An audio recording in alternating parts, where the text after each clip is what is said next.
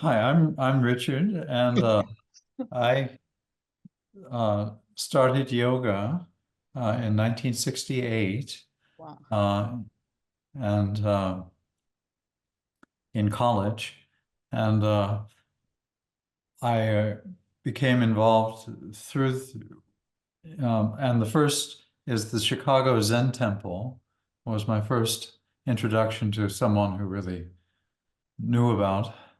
Uh, And I started teaching also, though I had no qualifications, but it was the 60s, and I was very inspired in the 19. And then after that, I have traveled a lot, and I have traveled all over Asia years ago, shortly after that. And in India, I traveled, and then in Southeast Asia. And then I was fortunate enough to go to Iran and teach yoga there for 4 years uh, before the revolution. So I have this really I love different traditions, and I love the communication between the different traditions because I think that's where we really start to learn and we face, our own shadows there. That's all. And I'm just getting started. Thank you. And I'm Mary Taylor, and I started in taking classes in about 1972 in a totally different vein from what Richard was doing. I really sought out yoga the way I think many people do, as a way of stress reduction. And it wasn't like some philosophical or physical thing. I was really in university and feeling stressed, and a friend suggested yoga, and it stuck. And so over the years, it evolved. And then I finished my degree in psychology and worked in sort of with communities that were having difficulties, like prisons and some halfway houses, etc., teaching them cooking, which I'd also studied, taking a break from university, and also using my psychology degree there. And when I met Richard, I was still teaching cooking and working with this sort of community work. And to do a cooking class, you cook for 4 days ahead of time, and you have all this equipment, you load it into your car, you go, you teach, you come back, you've got all these dirty dishes, you're doing this. And I'd see Richard walk out the door with his yoga mat and then come back an hour and a half later or 3 hours later, and I'd think, well, maybe I should switch over to the yoga. And so gradually, over the time of the 30 years that we had a studio together, I started teaching, and that's how that evolved. And so bringing yoga to the world in ways that are practical has been part of my whole approach since I first started, because it started bringing it to myself in ways that were practical. So that's why I'm so happy always to work with Yoga Gives Back, because that's what this whole foundation is about. Thank you so much. Lisa? Well, I started yoga in 1982. I danced. I had a dance company. I had a California Arts Council grant to dance, and realized that what was really so precious was that sense of my embodiment, an aesthetic of being in my body, and kind of a sacred presence, and I found that in performance, that felt less true than potentially giving each individual the ability to find that place within themselves. So instead of being in front of people doing an aesthetic thing, I wanted to find a platform where I could create the context to help everybody discover that for themselves, an inner aesthetic, an inner spaciousness, an inner grace, emotional stability. So that came through yoga, and I was introduced to the Center for Yoga 1982, introduced to Guruji B.K.S. Iyengar in the first National Iyengar Yoga Convention in 1984.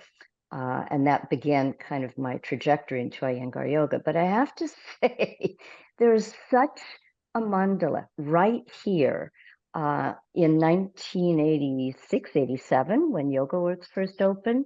Richard, I remember you doing amazing demonstrations and talks afterwards. And I remember practicing, yes, I remember practicing, David, with you in the Ashtanga room, you know, and then Sean, seeing you start to teach and then watching you go from there to what you're doing now. It is just such a phenomenal, you know, extended family. You know, it's a family of the heart, you know, and how these connections continue to kind of seed and sprout. So I now have kind of come full circle back to the Center for Yoga, not as a student, but as kind of an owner, and building community. I think yoga has always been that for me. And so just so incredibly grateful to all of us, past, present, future. Thank you so much. David? Yes, I'm honored to be here with all of you. And my first class I taught when I was about 15 or 16 with my brother in the same school that they made me wear a short-haired wig. They offered night school continuing education classes for adults, and they had yoga. And my brother and I taught yoga in the evenings. And that was my first teaching gig. Then in 1977, David Williams and Nancy Gilgoff invited me to come to Maui to take over their classes for them when they went to India.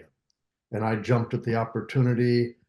After that, I did all kind of different things, including chanting Hare Krishna for 5 years and looking for other things. I landed back on my mat in Samastitihi and never really planned on teaching. I did all kind of other things. I was an art dealer. I sold Honda cars. I installed shelving in buildings. I did landscape. I really didn't want to teach. And I remember somebody said that, how do you know you're ready to be a teacher? And the greatest answer I ever heard is when you have students.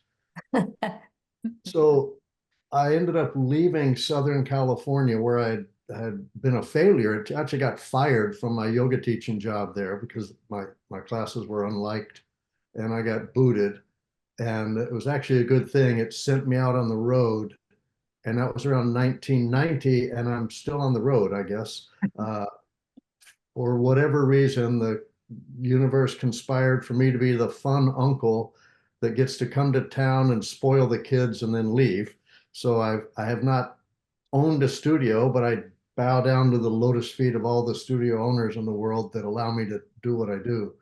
And I enjoy it. It's an honor. It's a pleasure. And yeah, it wasn't something I planned on, but it all worked out. Great. Thank you so much, David. Sean? Hi, everybody. First of all, I want to say what a pleasure and a joy it is to be able to be with all of you in this capacity, and especially the other teachers in the room. You have each influenced me over the years, and I teach the way that I do because of some seed that you imprinted into my consciousness along the way. And so I'm humbled to be able to be in this conversation with you all. I began my yoga journey at 18 years old in New York City, and around 1984, I worked at a small cafe on the Lower East Side called Life Cafe, which was owned by a man named David Life, and Sharon Gannon was a waitress there, and they went on to open Jivamukti Yoga. Eddie Stern was a delivery boy at Life Cafe, and he went on to open the Ashtanga Yoga Institute of New York. And that was my first introduction to yoga, but it was not spiritual. It was purely physical. I just did it because everyone else was doing it. But what I noticed is that the smoking didn't feel good. The drinking didn't feel good. The eating meat didn't feel good. Things just started to slowly strip away. And I was learning some tools to manage anxiety. Anxiety I didn't really understand at that time, but the yoga helped me navigate the anxiety and stay present for longer periods of time than I could without it. Then I moved to LA, and in LA, I was fortunate enough to be a receptionist at Yoga Works. Probably the worst receptionist they ever had, because if anybody ever came to the front desk and asked me about yoga, everything would stop and I would just share and I wouldn't get any work done. But whoever I was talking to would definitely get some insight into the practice. And my teacher at the time, Mati Ezrati, told me that I would be an excellent yoga teacher. What I learned, though, is that flexibility and strength does not make an excellent yoga teacher. You actually have to know how to speak to people and organize your thoughts. And so in my first teacher's training, I was so terrified of public speaking that I managed to get through an entire teacher's training without actually teaching. I didn't break up into dyads. I didn't do it at home. I was so afraid that the words that I had to fully express how I felt about this practice were going to be so inadequate. And if I actually heard those words coming out of my mouth in a forum that I was so passionate about, that I would never want to get on the mat again.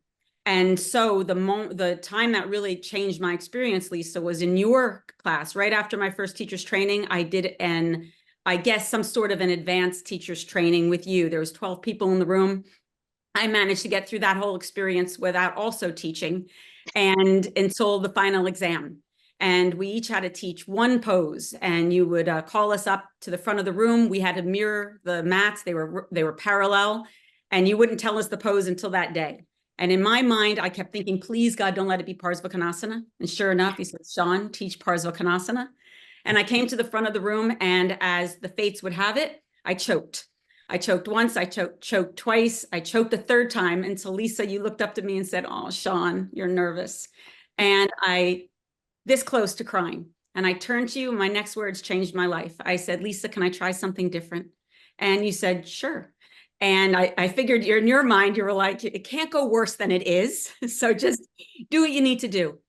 And I got off that mat and I entered into the room and I opened my mouth and I started to speak, and something in that moment changed for me. And it became a bio connection that I had never experienced before. And it wasn't that I taught well, but something in my heart shifted, and I knew in that moment I was going to be a teacher. And both you and Mati afterwards said that in order for me to really do what I want to do, that I needed skills. And those skills were going to require an enormous amount of commitment, time, practice, and humility. And that has been my journey since, and it continues to be my journey. So I want to thank each and every one of you for influencing my teaching in the way that you have over the years, whether you're aware of it or not, and know that your encouragement matters. And my only hope is that I can spread that encouragement to other young teachers along the way. That's beautiful. Thanks so much, Sean. Vikram. All right, here comes the rookie. So I took my first structured asana class in a nice fancy studio in downtown Toronto in 2006. Prior to that, I had lived, I want to say, about half of my life till then in India, and it was all around me. You know, my first teacher, my greatest teacher, my lifelong teacher was my grandfather. And he was teaching me stuff every day without either one of us wearing matching clothes, having accessories, being in a yoga room, being in a yoga mat. He was just teaching me. And it would take many, many years, you know, for those seeds to fructify, for me to realize where those seeds were planted. Because at the time that I was growing up in India, we would run away from our so-called, I think, once a month yoga classes. They were extremely boring, involved men in all white with long beards, and just long, prolonged moments of stillness. It looked nothing like what the Western world, or I guess modern postural yoga, looks like. So thank God for that 2006 incident, landing onto a yoga mat in a yoga class. And that started a journey which just kept picking pace very quickly. But it was about 4.5 years that I was into that path. And I realized that most of the answers, most of the questions that were plaguing me were not on my mat. Two big ones being, what can I do to be of service? And how can I be of service? And no matter how much I twisted my body, no matter how many times I touched the floor with my elbows on the parts of my body, the answers never got any clearer. And lo and behold, some people appeared at the right time, at the right place, and that path took a slight trajectory, which changed. Like Sean said, that was my big aha moment, where I realized that all those answers have kind of been around me. They didn't start at 6 a.m. and end at 7:30 a.m. And they did not end when I rolled up my mat. They were all around me. They had always been around me. I just wasn't looking in the right place. So yeah, that's what I'm doing. I'm trying to get all those answers. I'm playing catch up for all those years. I think I know how to be of service, both to myself and to the world around me. And to quote Richard, I'm just getting started. Thanks so much, Vikram, and what an honor to have all of you. And before we dive into this deep discussion of authenticity in yoga, I'd just like to quickly share Yoga Gives Back's work in a few minutes, because this is why you're here today, and all your support from the teachers and everybody who support so many lives in India. So quickly, we do save a trip every year into India to visit all the programs. But before I share that, I just want to, everybody knows about this, but yoga as a gift from ancient India, and 300 million people enjoy annually, and the industry will generate 200 billions by 2030. And our mission is to mobilize all of yoga practitioners worldwide to channel their gratitude for yoga into empowering women and children in India. And it's been 17 years, actually. I started this from my yoga classroom in Center for Yoga, which Lisa is the owner now. So it's like another full circle. But 17 years later, we reached out to communities over 30 countries and 150 ambassadors and advisors, like all the teachers here today. They lead our campaign to reach out to their communities, like all of you who are joining from around the world today, supporting our mission. And we now annually support women and children, 3,000 women and children. And this is a quick snapshot how we grew. So I started counting how many people we are supporting. So in 2011, only 55 mothers with microloan program. And I started counting, and in 2010, 2020, during pandemic, so many people joined a campaign because India was suffering so much with oxygen shortage and so on. And we reached almost 2,400. By the way, our pink is our scholarship for higher education, 5-year scholarship to give young people college degrees. That's grown also along with microloan programs. And so last year we reached almost 3,000, and this year we hope to get to 3,500. And now I realize our work is not just sending money where the need is, but really creating this eternal circulation of gratitude. So as a yoga practitioner, I felt feeling so much gratitude. So we created programs and ambassadors joining fundraising, and the money goes to India to send to 2 NGO partners in West Bengal and Karnataka states. And our programs money goes to women and children in the villages, and they express so much gratitude towards us. But more importantly, young people graduating from college, I'll talk about this in a bit, but they really paid forward to the community. So it's very inspiring to see that. So we get more excited and gratitude, and this we do more fundraising, try to give back as much as possible. So I just find this energy and circulation and gratitude is very special. And we always go to our first project, Dinabandhu Trust, which is orphanage started by Professor Jayadev here, who lives in the Gandhinian philosophy. I think David joined the conversation a couple of years ago with him. He started this organization early 90s. And all the children here have absolutely no place to go. Otherwise, will be on the street. So he created this home.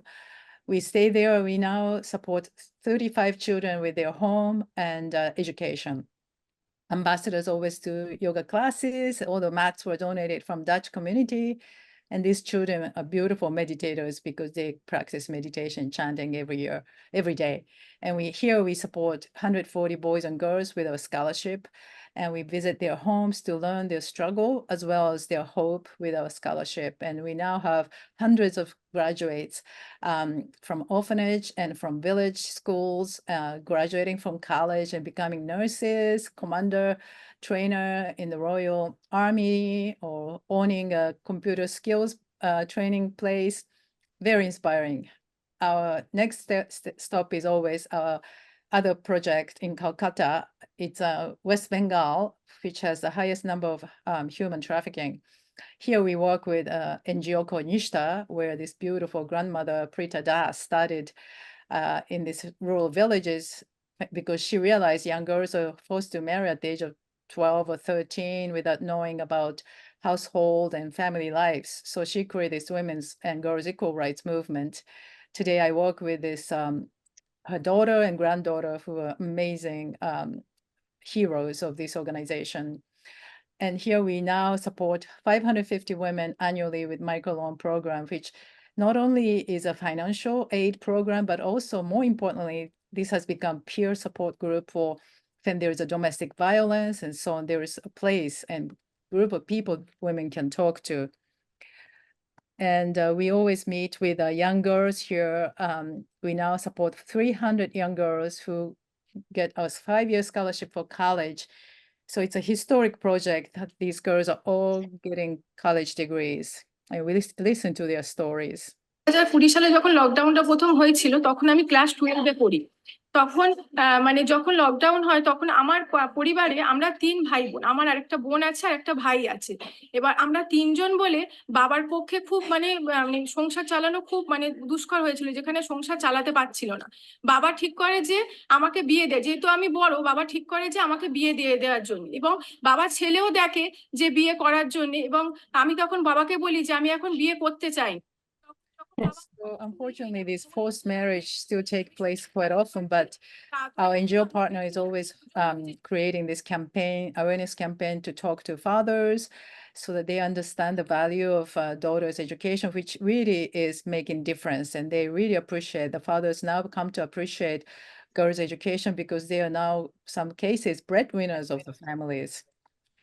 And finally, this is another great example of how the gratitude continues to pay forward in the villages. These 2 young girls got education from our scholarship and also digital computer skills training, created online kiosk center in the remote villages where villagers don't know how to deposit their money. They usually stuck their cash in the closet, but these girls opened the kiosk, so they help to deposit their cash as an online service center. So they're very happy about this service they can provide. And here is a quick summary of from ambassadors who joined the trip this year. I've been coming on this trip for many years now, and especially being involved with Yoga Gives Back for more than 10 years. Even in the most difficult circumstances, there is hope and there's faith to get out of it, and especially when you work together, and that's something that we see here. My strongest impression of the trip is how courageous all of the women and girls are that we've talked to and interviewed. They're facing great odds and going against generations of thousands of years of cultural norms, and standing up for themselves, even when they know that there's danger in that. So I want to get a whole lot of people doing monthly donations so it's sustainable, even if it's a small amount, but just to keep Yoga Gives Back and Sister Aid and the She Scholarships program afloat.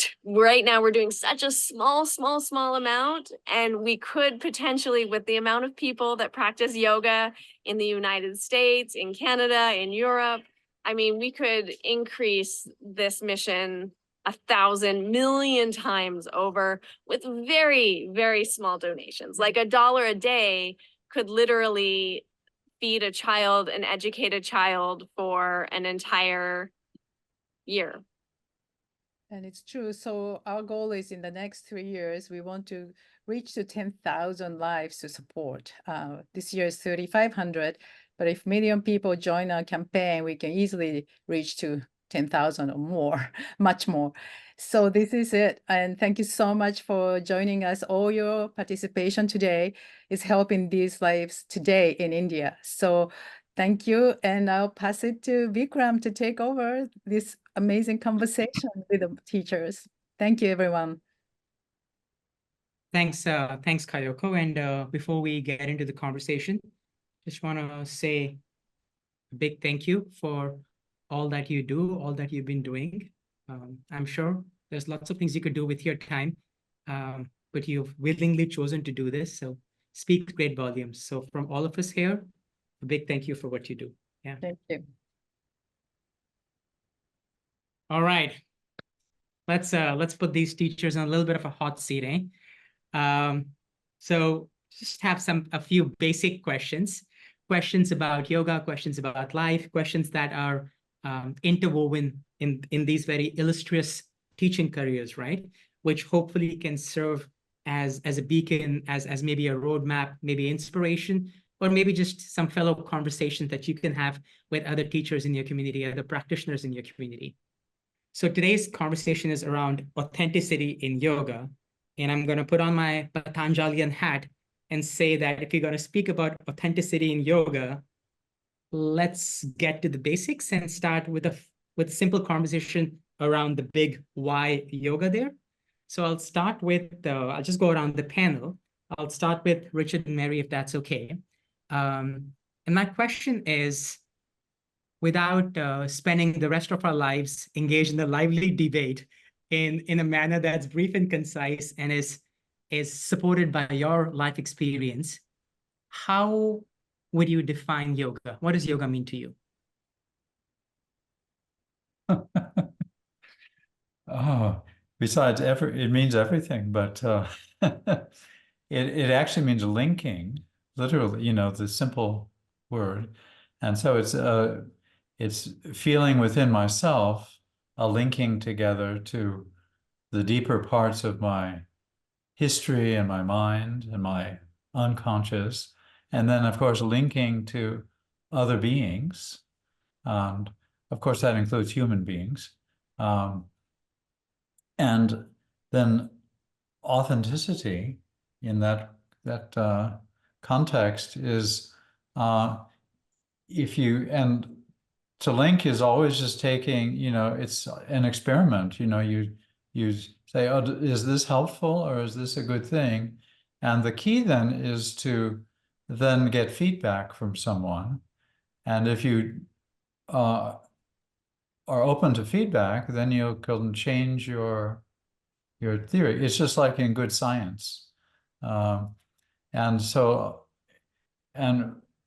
oftentimes yoga will fall into a position where you want to impose on someone, a particular belief or practice. And so you don't want feedback, you want them to obey and be good.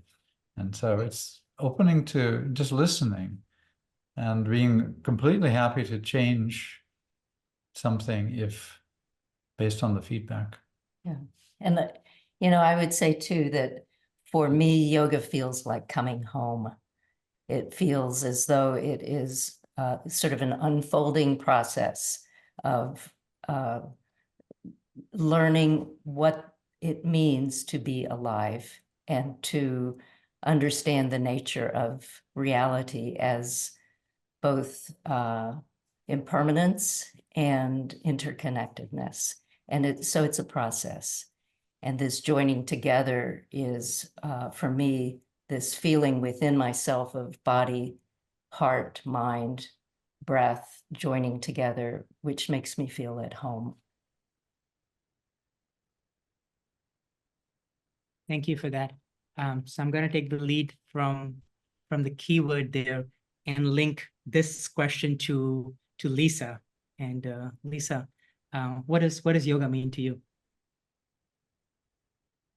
I feel like I have to start the way Richard did, with a big sigh. It is really the alpha and the omega of everything. And when I kind of found that root, that lens through which I chose to view the world, I kind of choose to kind of see the auspicious nature of things, recognizing that, there are all phases, as Mary said, impermanence, as things fade and dissolve and evolve. There are destructive forces that are actually creative forces because they create change. But I come back to the Bhagavad Gita. I mean, we talk about authenticity, and the Gita says, and I love this balance of polarities in a way. The Gita says yoga is evenness of mind. So how can I find that equanimity? First, linking, connecting within myself with the amazing democracy in my body and my breath. And then yoga is skill in action, the Bhagavad Gita. How can I connect, link with other people? And that, I think, is huge. Mary mentioned interdependency, and Richard, you mentioned being willing to listen. I find that context is so important that, and Vikram, you mentioned that you learned from your grandfather. You were born into a culture when yoga was an integral part of everything. Now, I'm born into a different culture. And so recognizing kind of, and celebrating, these cultural contexts respectfully. So recognizing that my grandfather, my parents, were not connected to a goddess or a god, or that sense of having the support from underneath of those deities. My grandparents were connected to a different context, equally fabulous. And as I honor the diversity and the multiplicity, of our cultural richness, I hopefully am able to listen more intentfully to whoever, wherever, some people have been traumatized, some people have been privileged, and so if I can just step back, find my evenness of mind to be present, and then the skill in action, then that to me is the alpha and omega of yoga. I love that. Thank you for sharing that. So it's kind of so beautiful and organic. You said evenness, right? Samatvam. And David said in his intro about landing in Samasthiti. So I have to go to him next. David, linking Samatvam to Samasthiti. What does yoga mean to you?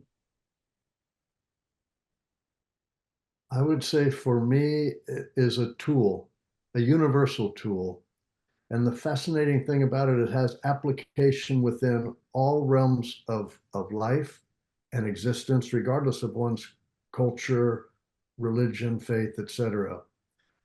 Sometimes I know, growing up in Texas, it's considered to be work of the devil, and is perceived as something that cannot be practiced if you have another type of religious belief. My personal understanding is it transcends that, and it can be an integral part of someone's religion. However, it also has the potential to be a tool that applies regardless of one's faith, because it is breath centric, breath being the universal force that we all participate in, regardless of language, culture, religious beliefs, faith, etc. And so that breath-centric nature of it applies within everything. There's a saying in yoga, the mind is more difficult to control than the wind. However, if we are able to control our breath, we're able to control our mind. So simple breath work, even without sophisticated understanding of it, has immediate tangible effects on the psyche. If people are stressed, you see it in their breath, etc. And so this tool for me gave me a certain confidence in myself and my body and my mind, and a calmness that I don't believe would be there had I not participated in yoga. And I've seen people apply yoga in ways that extend far beyond my imagination.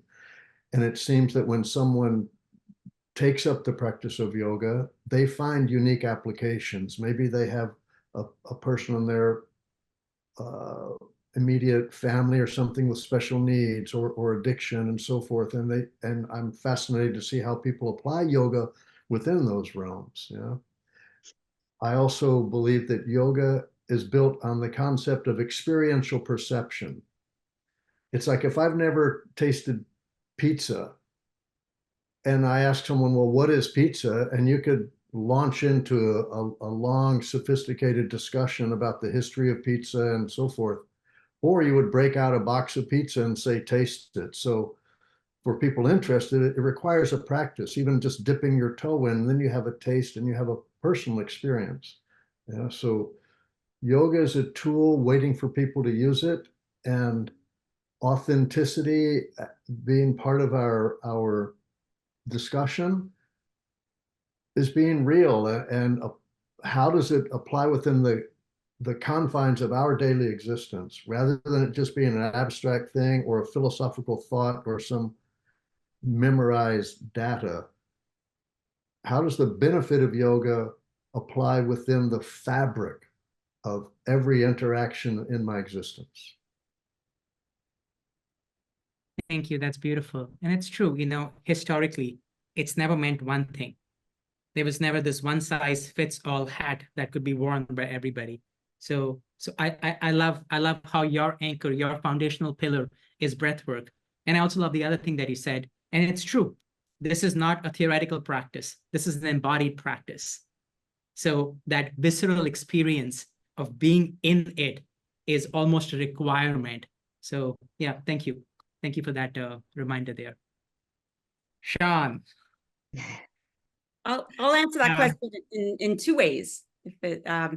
One is that for me, the practice of yoga, because it's all about liberation, it provides the pathway and the tools and the opportunities to do the deep transformational inner work so that I can take accountability for the ways in which I participate and am complicit in the separation that otherizes and divides, which is the opposite of yoga. And so I recognize that the work I do on the mat and in my life is to mature myself so that I can take this level of responsibility and then do what needs to be done in order to create a world that is just, that's equal, that's fair, that's free, that's resourced, that's peace-filled and loving for all. And so ultimately, yoga is about relationship with each other, with myself, with my higher power, with this planet, and to be willing to orient towards the shadow self and the limiting beliefs and the conditioning and the ancestral and cultural traumas that influence my perception, and work to change those perceptions. So that's one way in which I perceive the experience of yoga, and apply the tools so that I could be a little bit more integrated. The other part of this answer is going to be told in a little story that came to me through my dad right before he died. And it was probably the most efficient definition of yoga that I received, and I carry it in my heart to this day. And that story is, my dad had kidney cancer and was only given 4 months to live, and he lived for almost 10 years. We used to call him Cockroach Daddy because nothing could kill him, until that was no longer true. And the day came where my dad made the joke that he was Cadaver Daddy now, and that the treatments weren't working, and it was over. And the next morning, my dad woke me up and he wanted to go for a walk outside. And he was so wasted at that time that I remember practically having to carry him to right to the shoreline where the lake was.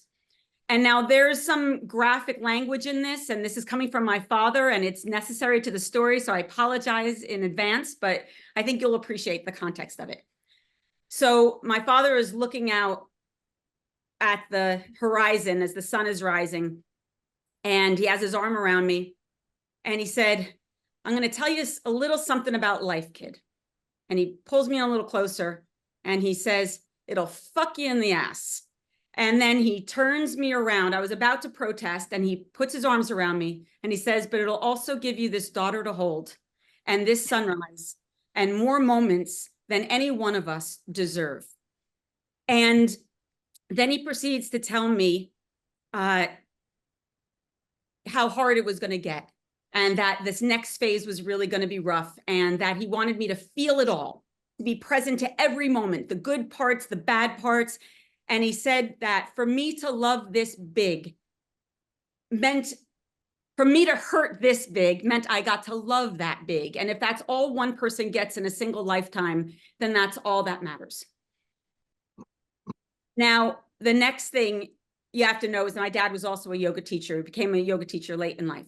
And he said to me, one day after I'm dead, I want you to tell this to your students. He said, love big, forgive always, do good, and don't be an asshole. That's yoga. And I carry that in my heart to this day, that is what the practice of yoga is all about. It is love big, forgive always, do good, and don't be an asshole. And my gut tells me that if we can do that, first to ourselves, love ourselves, do good in our own hearts, forgive ourselves, be kind, then we can participate in words, actions, and deeds that heal that separation. We can change the systems, because the systems are just simply made up of people. Change the people, and we change the systems.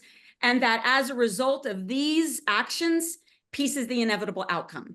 So again, I apologize for the graphicness of it, but it always, when someone asks me what's yoga, I always think of my dad, and I always think of those 4 points, and it has lived in my soul since. Thank you. Thank you for sharing that, and I appreciate it. And in a strange way, you know, I might have energetically connected with your dad someplace, because there's enough students of mine who will tell you where I've said, excuse my language again, you can recite all the 195 sutras and you can stand on your hands and still be an asshole. So yeah, I feel your late father, and you know, he did good. Thank you. Thank you for sharing that. All right, so I'm gonna go to for this next round of questions. I'm gonna start with Lisa. So all of you briefly touched on this concept of authenticity. That's our conversation today, authenticity in yoga. And, you know, I'm a relatively newer teacher, and something that I hear a lot, that I see a lot is a lot of teachers who grapple with the challenge of being authentic, or they're faced with this big, am I doing this right? Am I doing this correct? And it's true, they're trying to disseminate information and teachings that came a long time ago for a very different set of people, for a very different set of society, for rules we could never fathom and imagine. So my question is, do you have any practical suggestions, any tips, any advice for teachers from your experience, from your learnings, from your understanding in bringing this authenticity into a classroom, into a teacher's role? Thank you for that question, Vikram. I think it's a question I ask myself every day.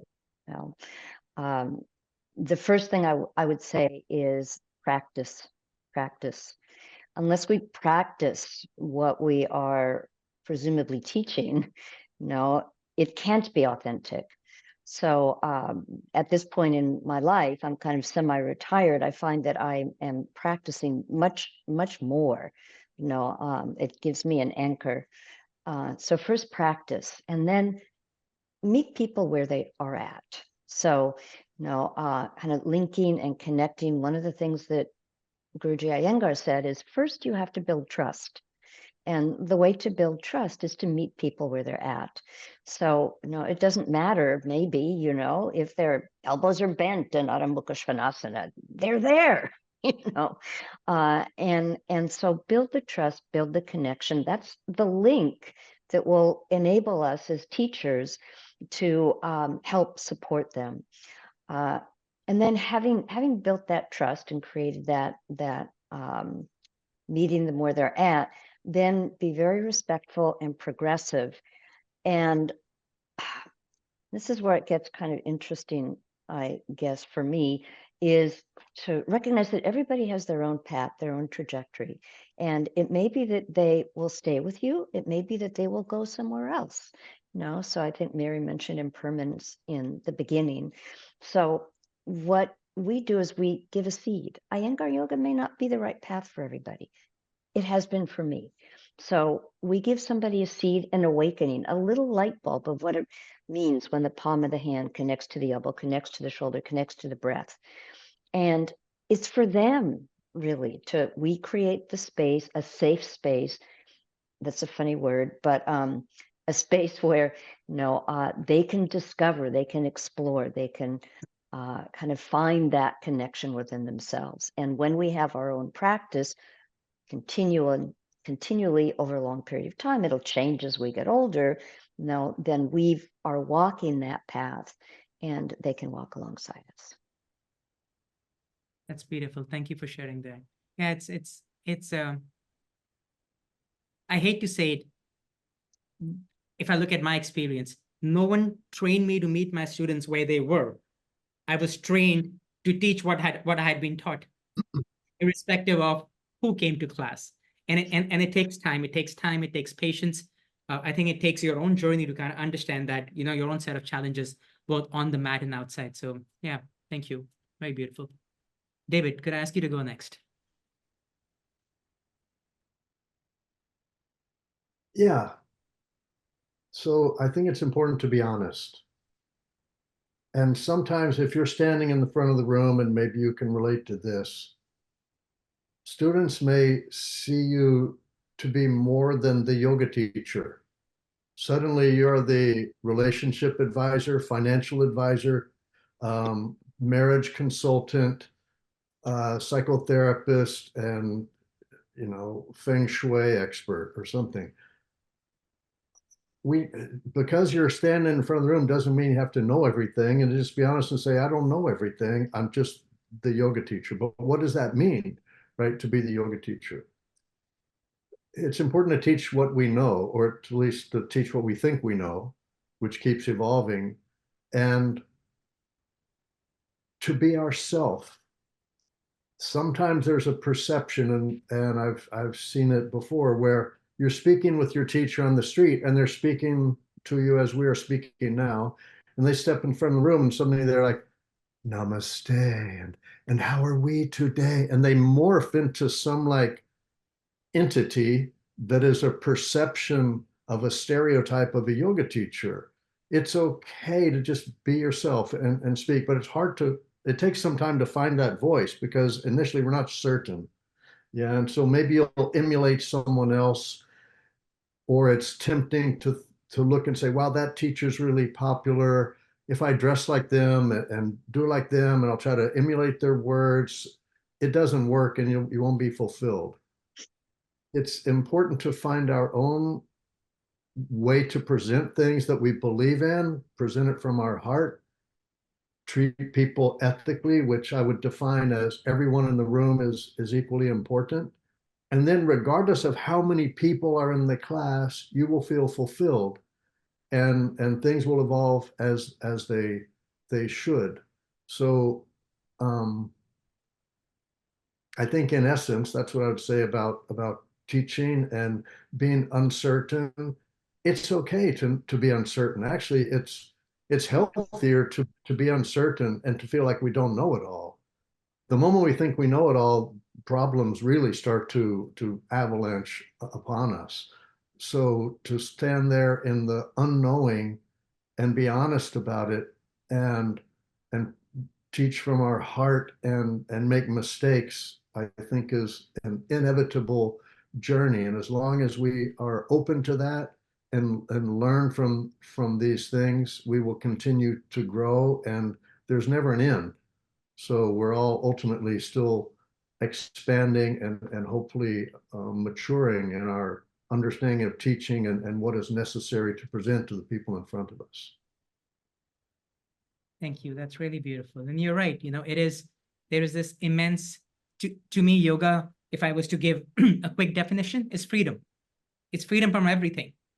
It's freedom from all preconceived notions, all the stacks, labels, so on and so forth. So yeah, there's something very freeing in making peace with that and saying, I don't know. This is not my job. I'm not qualified to do this. to really stepping into what one is able to do. Yeah, you got me a little emotional there with that, but yeah, there's something very freeing about that. And on a side note, I was thinking about this back in the day. How to be a yoga teacher 101 requirements: show up to class and teach. In today's world, a master's in sales and marketing, a master's in growth strategy, a Spotify playlist, an Instagram account, I don't know, 50K followers, 60 sponsors. So yeah, it's definitely a different world. But I gotta tell you, I've not been in all of your classes in person, but I've been around all of your teachings, all 5 of you, and it's very inspiring. It's very inspiring to see that all of you are still here and still doing exactly what you were doing 20 years ago. No matter what the new requirements are, you're still doing exactly what you were doing 20 years ago. If anything else, you've all gotten quite good at it. Not that there was any scope for improvement then, but I don't know how you're doing it, but you're getting better. So thank you for sharing that. Sean. Thank you, Vikram. What I can reflect back to is in the earliest experience that I had as a yoga teacher, that I sounded like everybody other than myself. And I'm sure that anyone who's on here who's a young yoga teacher has that experience. I had no self-confidence. I did not trust my voice at all. I relied on the languaging, the cadence of my teachers, and basically just mirrored it and thought that was good enough, and essentially faked it until I made it. To Lisa's point, practice, practice, practice. And then a teacher said something to me that really shifted it for me and said that yoga is a healing art. And the key word was art. And that art is the creative, subjective expression of each individual. And that what's art for me might not be art for somebody else, and vice versa.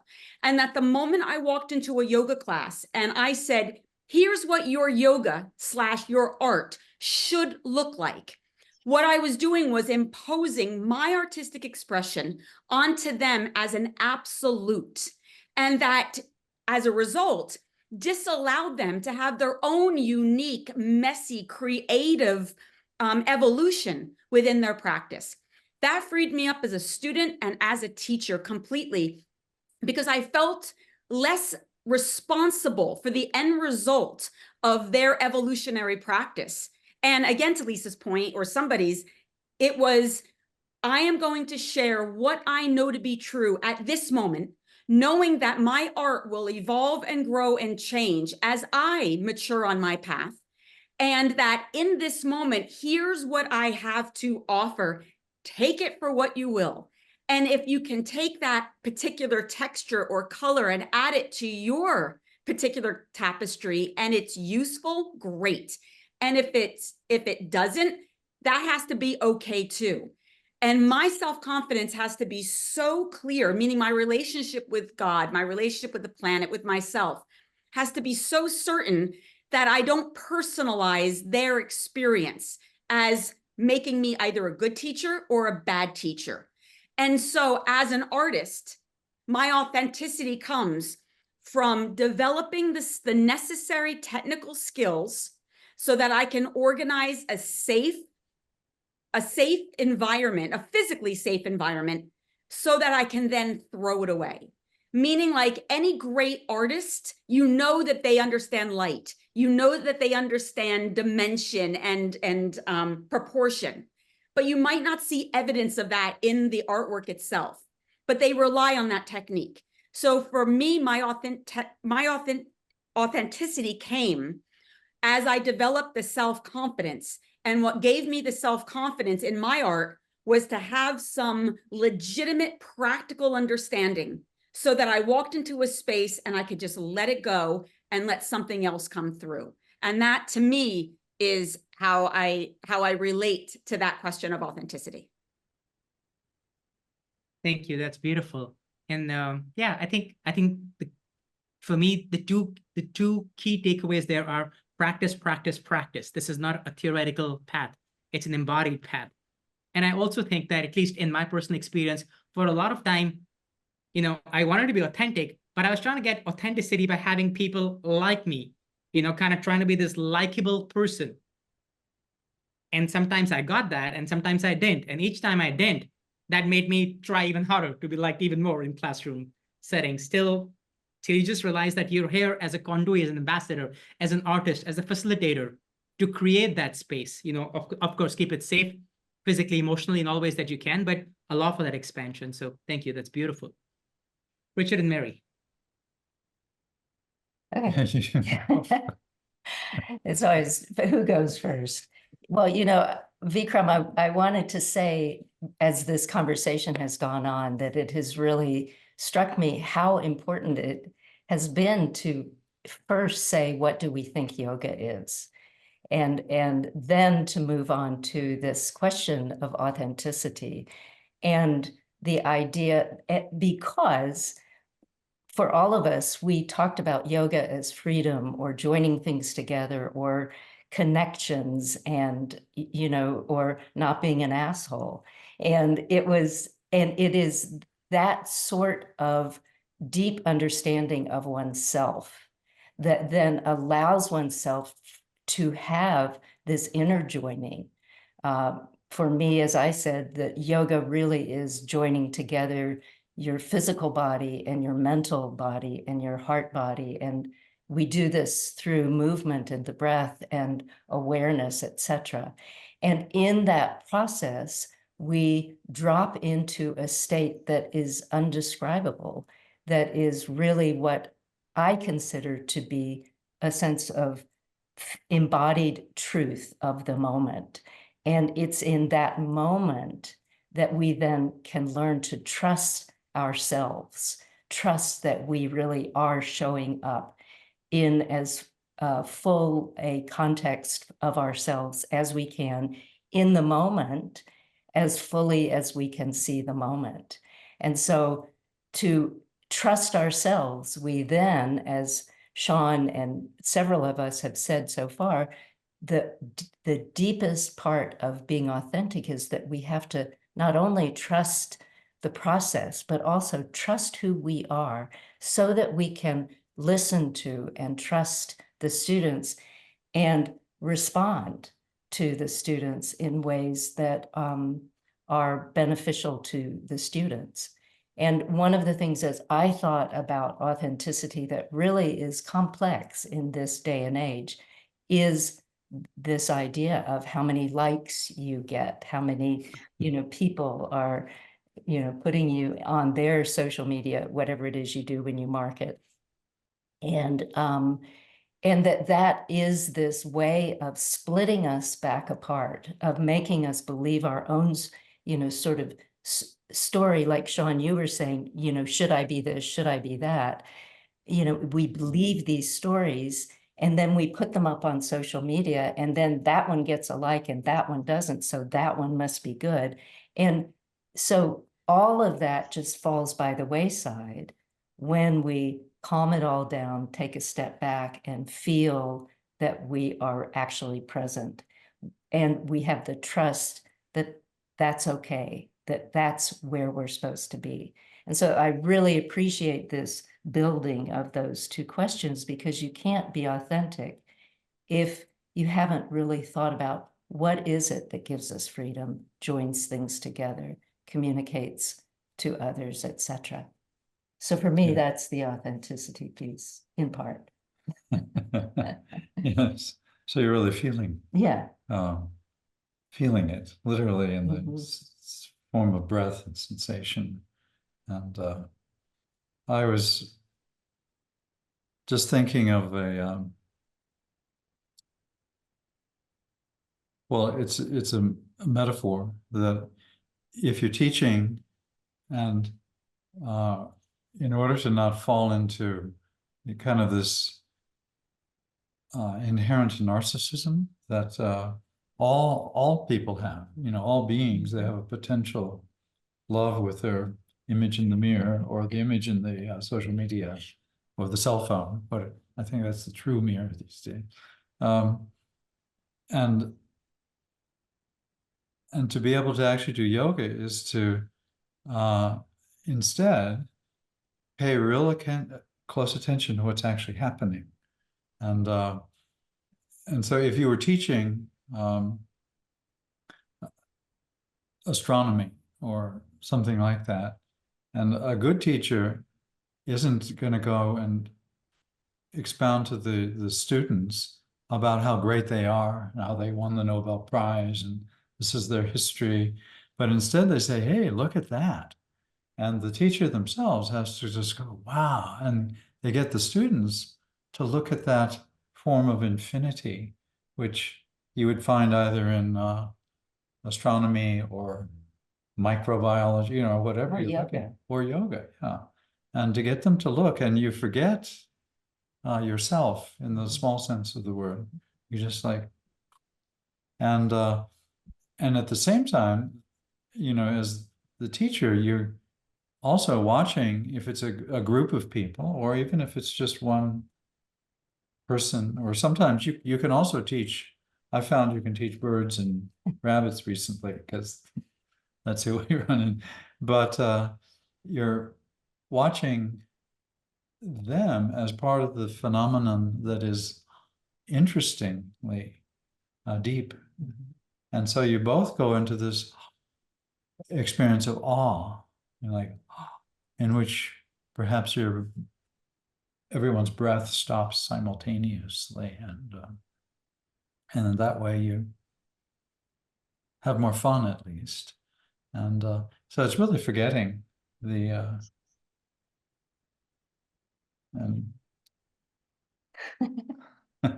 Yeah. That's all. Thank you. That's really beautiful.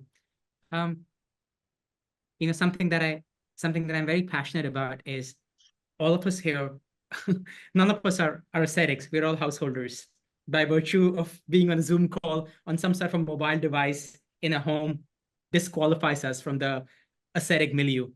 So for us, renunciation will not be what renunciation looked like for that. And I was saying this to Kayoko earlier, is, you know, being a teacher in the modern era of social media, to me, the biggest renunciation is the renunciation of likes and dislikes. If your job is to create that space, is to create that canvas, allow people to paint, or you share your expression, then you do it with the desire to share, not for the desire to be liked, or not from the fear of being disliked. And I think it is challenging. It is challenging, especially if you have tied your entire livelihood to it. If it literally puts food on the table, you know, that's something that I see from a lot of teachers, relatively new, a little experienced, is they struggle with that. There's this image that has to be lived up to. The competition is fierce, if you will. So yeah, thank you. Thank you for sharing that reminder. Okay. David, I'm going to go with you as the first respondent to this question. And I was wondering if you would be okay sharing personal experiences from your life where this way of living authentically has benefited you, both in the capacity of a teacher and a human being.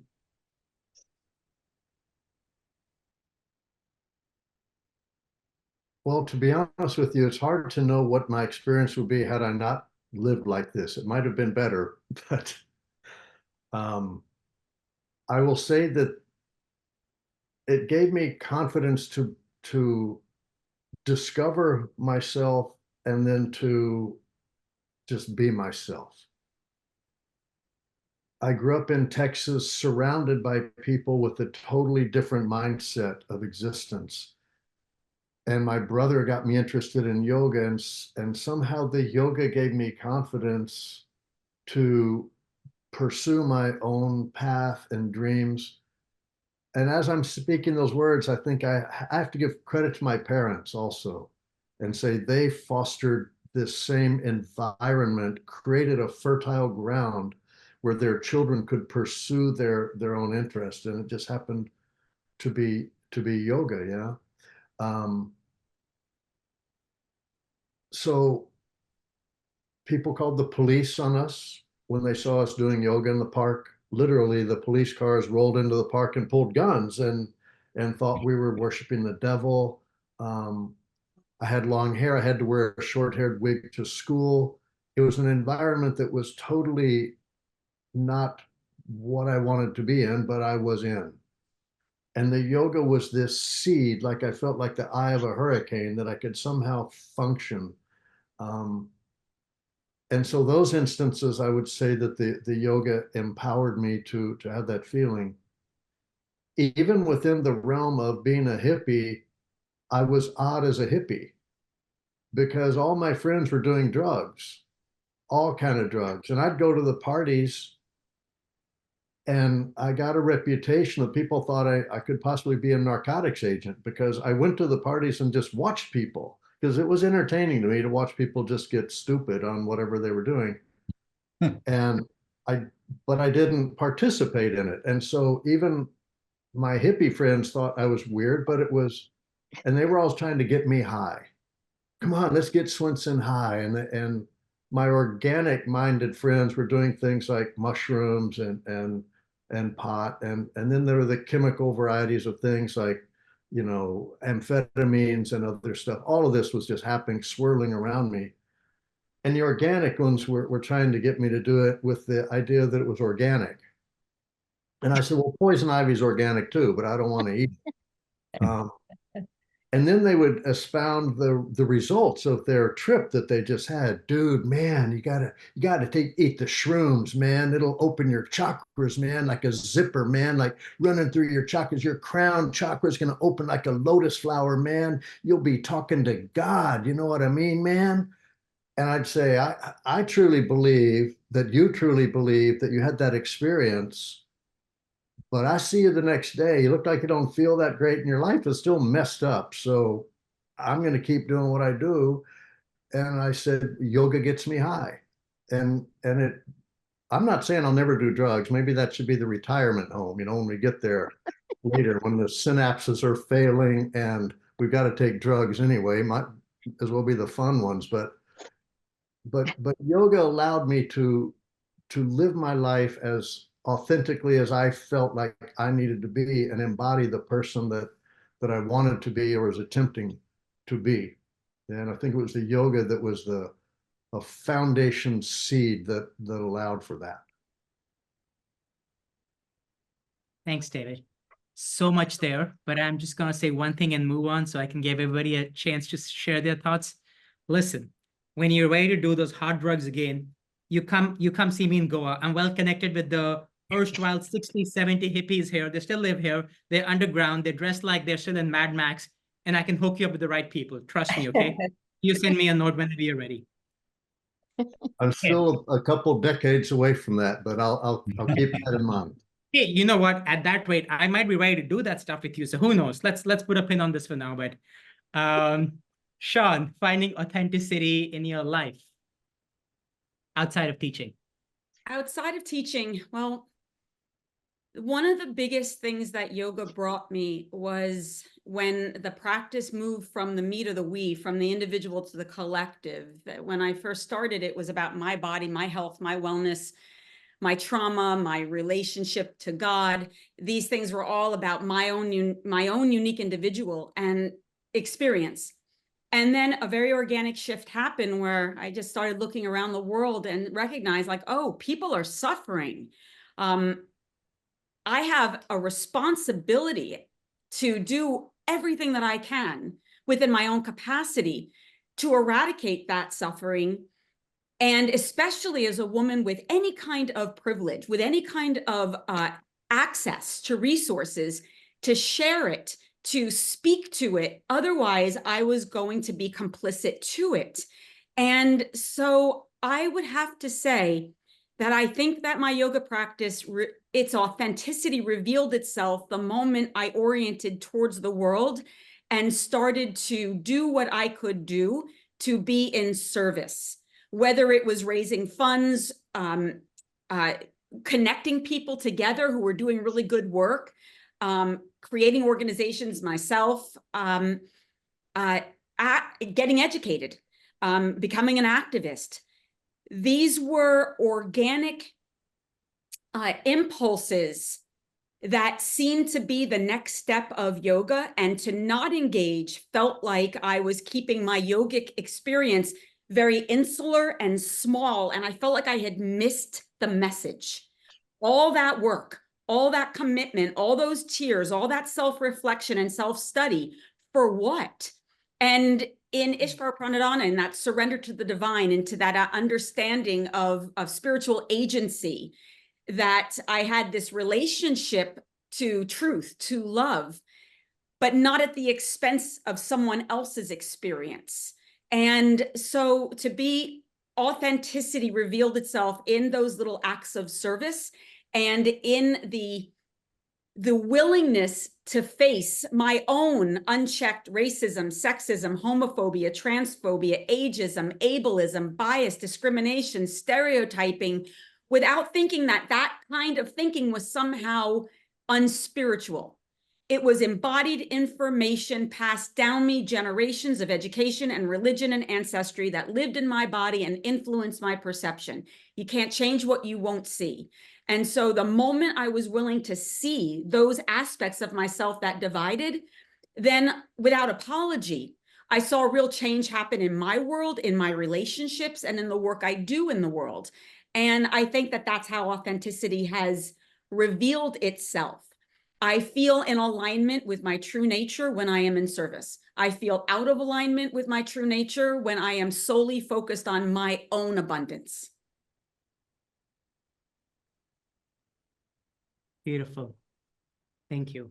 Yeah, it's interesting how deep these preconditioned existence norms go. They run so deep, right? They run so deep. So I think that, to me, is the beauty. You know, Richard's got a book, right? The Mirror of Yoga. You know, to me, that's what I think about. It literally is a mirror. You just one day decide to take a really good deep look into it. It's been around since the day you came into existence. But so thank you. Thank you. Can I go to you, Richard and Mary, for the same question? Finding authenticity outside of your teaching in your lives. Any examples, suggestions, anything you'd want to share?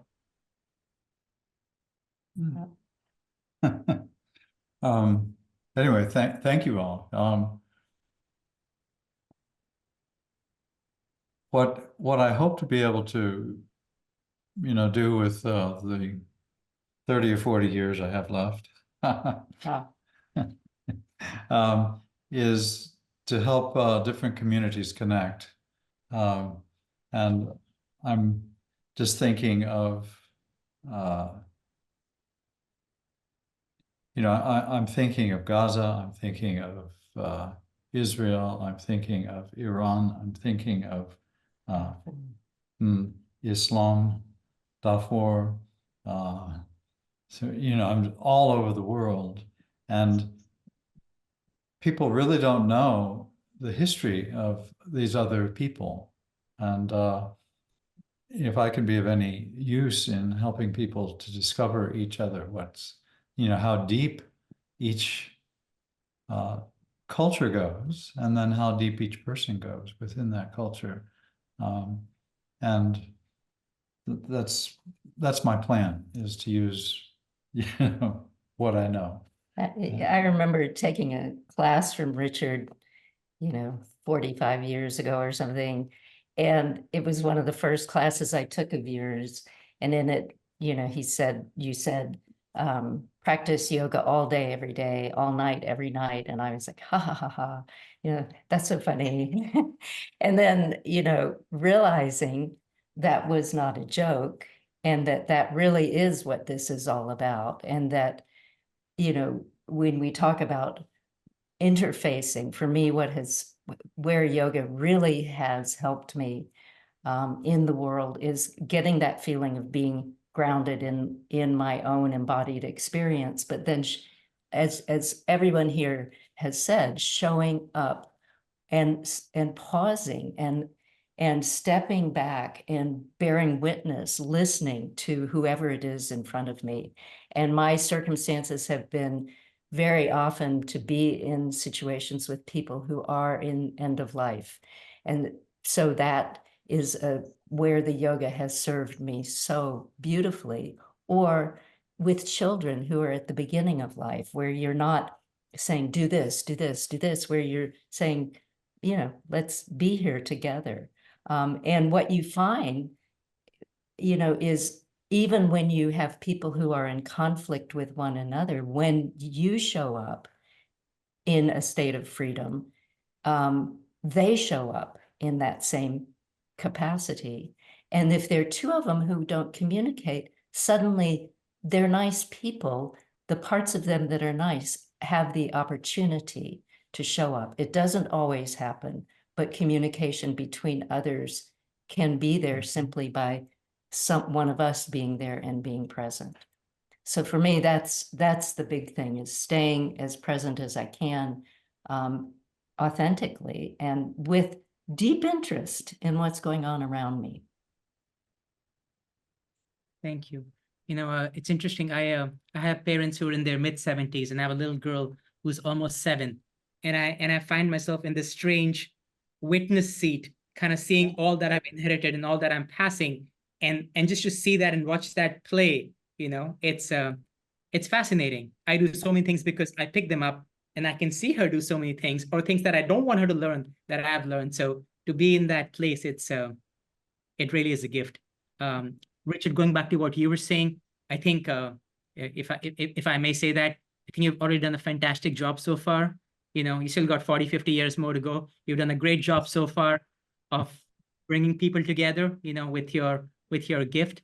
And goes without saying that Kayoko, myself, the other teachers, anybody in this yoga community at large can help support that initiative, that endeavor in any way, we would be very happy to. It's a deal. Okay. Last question. Kayoko, is that okay? Can I do one more question? Yeah. Okay. Sean, I'll start with you if you don't mind. And it's a question that I'm hoping can help take your experience so far and marry it with some sort of advice, suggestions that you would have for other teachers who are listening and would listen to this conversation later. What do you think, or what would be your ideal future of yoga in terms of being able to maintain its authenticity and still be of service to the world that it is existing in right now? You know, I have to, back in the day when I started doing Vinyasa flow yoga, I used to have this visual. At that time, prior to power yoga Vinyasa flow, the practices were more hierarchical in the guru-student relationship. They were much more specific. There was Iyengar, there was Ashtanga, Shivananda. And I used to imagine Richard and David and Lisa and Chuck and all my dear friends and now friends, but at the time teachers, sitting around a table, drinking wine, smoking a cigarette, and saying, what the fuck is this bullshit? This is not yoga. Look at them. They're just jumping around. They're playing music. This is nonsense. And yet, that particular style of yoga brought people into the yoga class that perhaps wouldn't have done yoga. It brought them out of the gyms. It got them, it got the runners, the athletes, like into an environment that in time, with movement, with breath, with dedication, with discipline, all the different pieces coming together, suddenly their hands are on their heart, they're nodding their head, and they're thinking to themselves, what just happened? My heart has been cracked open. So cut to now, people like myself and Shiva Ray and some of the more, the ones that came up with the Vinyasa power yoga movement, we look at the people on Instagram and they're posing in their bikinis and they're doing yoga and they're playing hip hop and rap music, and words are being used in the yoga class that I would find personally and questionable. And I imagine us sitting around a table, smoking a cigarette, drinking our wine and saying, what the fuck is this bullshit? This isn't yoga. And yet, I don't know where this goes. I don't know how this technological world will impact certain people who aren't interested in me, who aren't interested in David and in Mary and in all of us. But yet, they're going to roll out their yoga mat, and they might be wearing a little tiny bra top and bikini bottoms that I might roll my eyes at. But that person is on the mat, and they're going to move, and they're going to breathe, and the yoga is going to do its work, and something's going to happen. And once again, they're going to find their hand on their heart, and they're going to be changed. So I resist that impulse, that cynical old fogey part of me that's like, oh, that's not yoga. What do I know? What do I know? All I know is that I, as a 57-year-old woman who is completely committed to this path, I'm going to continue to show up and mentor the younger teachers. I'm going to keep the traditions at the foundation of everything that I do. I'm going to celebrate all the unique teachers who have informed me and pass that information on. I'm going to help to nurture other people's voices and give them the self-confidence to be fully who they are. And that's all I can do. The rest of it, I feel like, you know, God's going to take care of it. Yoga existed thousands of years before we came along, and I'm pretty confident it's going to exist long after we take our final breath. So I try to sit back and just let the wonder of it all unfold. That's perfect. That's awesome. I love that. You know, people are still trying to decipher the seal that they found in the 1960s, you know, the yogi seal. It's 5,000 years old, and there's still debate going on who this person is, what's their gender, what are they doing. And I think that, you know, I don't know, 200 years from now, they'll find like this old Instagram reel of a bunch of people, you know, doing warrior two on the trampoline while they're smoking a joint. And they'll say, what do you think is happening here? So who knows, right? And looks like I have a connection with your father and you, because I've said many times, yoga was around before we came. It's going to be around long after we are gone. In fact, many of us are just different suit, but doing the same thing. Have done that before, we'll do it again. So yeah, I love that. And I would pay good money to see all of the teachers you described in the first scenario over the table with a wine and some cigarettes, and good money for the second generation as well, around a table, wine and cigarettes. So I'm gonna put that on my wish list, okay? All right. David, can I go to you next? Oh, sure.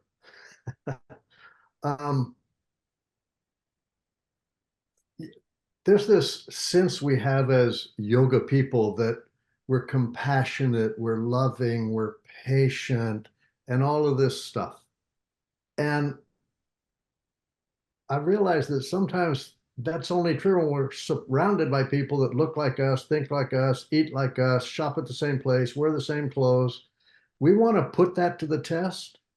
Go and sit down and have a meal with someone of total political opposite beliefs. There's the big test. It's easy to you know, get along with everybody that thinks and looks alike. Yeah, it's not easy. And I'm aligned with Richard's idea, right?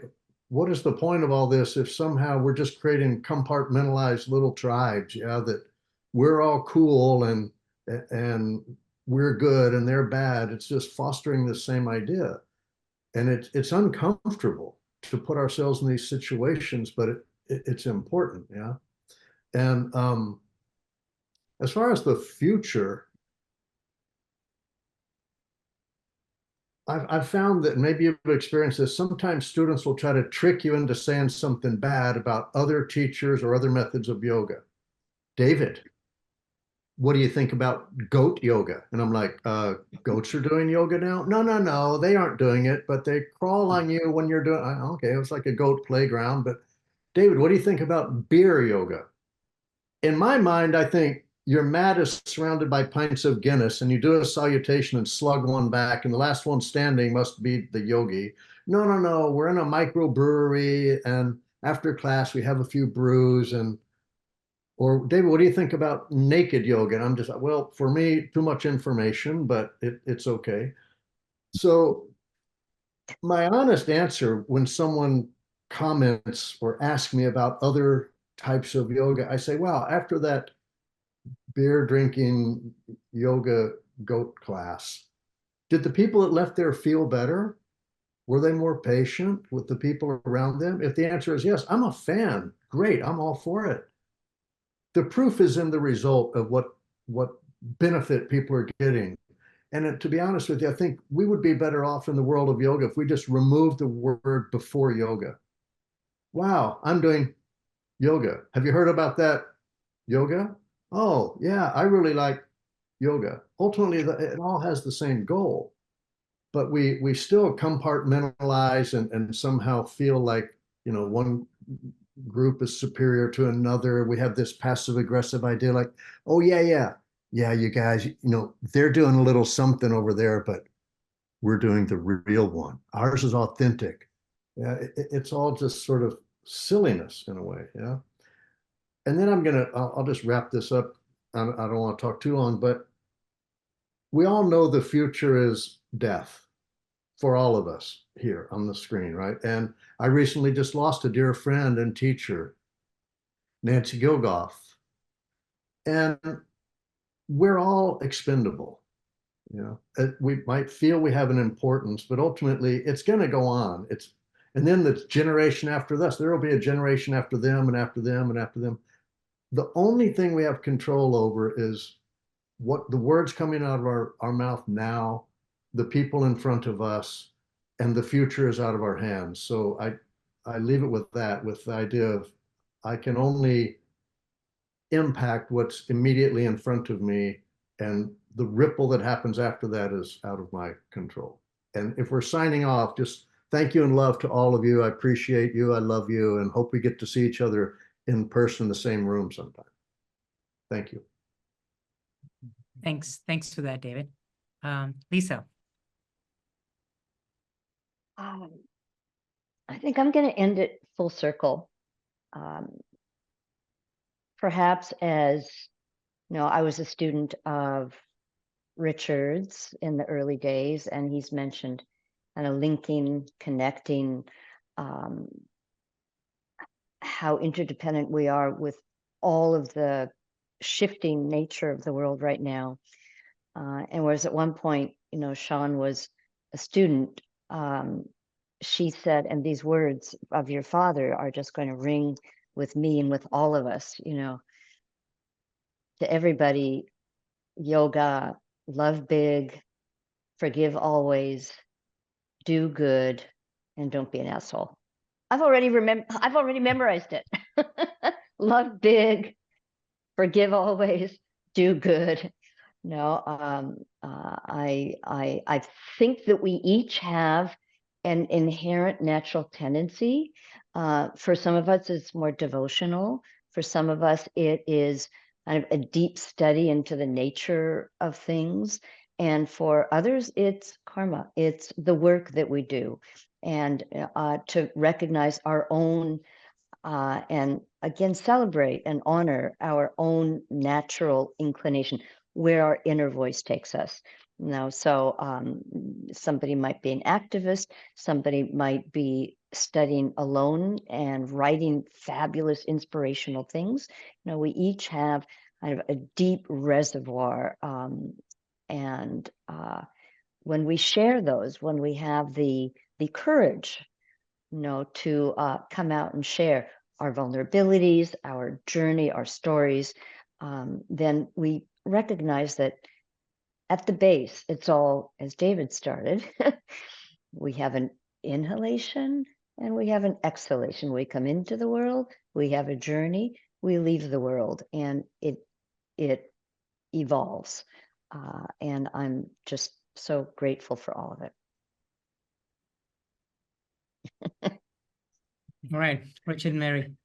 We'll be fast. We know there isn't, people have been patient listening this long. And I'll just say, one thing that we have noticed that I think this panel is really speaking to is that there is this extremely strong desire among yoga practitioners, yoga students, and even people who kind of raise an eyebrow, like, what is this yoga stuff? There is this real drive in the world today for things like truth and authenticity. because those things have started to be eroded in certain ways. And even, Sean, like the young, people on Instagram who are very confusing to an old fart like me, if you speak to them off of Instagram, authenticity, truth, those are pillars in what they are looking for. And so I think, as you said, I think, Sean, that if they do the yoga will do the work, and the authenticity, the space for that will arise. And that is good news, because there are many, many people these days who are desperate to connect and desperate to be truthful and authentic. We see them all the time. I'm sure everyone who teaches here does. Yeah. And yeah, for all of us, occasionally the yoga goes bad on you. And